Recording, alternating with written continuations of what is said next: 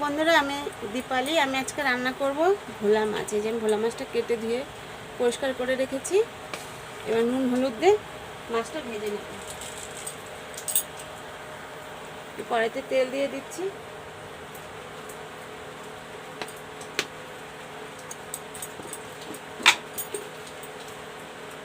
নুন দিয়ে দিলাম।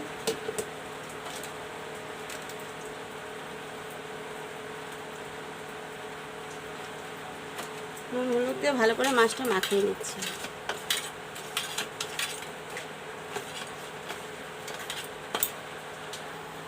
তেল গরম হয়ে গেছে, আমি মাছটা দিয়ে দিচ্ছি।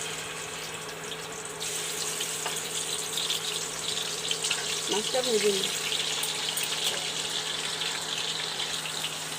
মাছটা উল্টিয়ে দিচ্ছি আমি।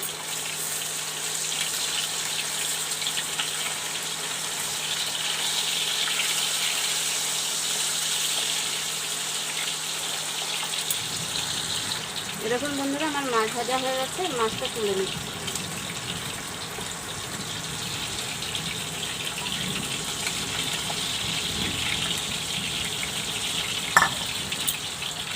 আমি মাছ ভাজার তেলের মধ্যে আর একটু তেল দিয়ে দিচ্ছি।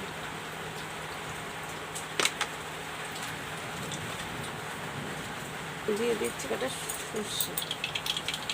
এখানে আমি সর্ষে, কাঁচা লঙ্কা, টমেটো পেস্ট করে রেখেছি, এটা তেলের উপরে দিয়ে দিচ্ছি।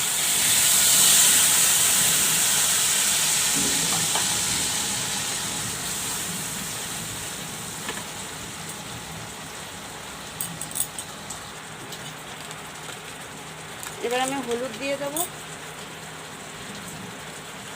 হয়ে গেছে, এবার আমি জল দিয়ে দিচ্ছি।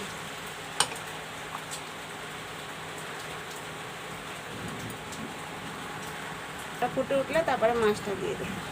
দেখুন বন্ধুরা, ঝোল ফুটে উঠেছে, এবার আমি মাছটা দিয়ে দেবো।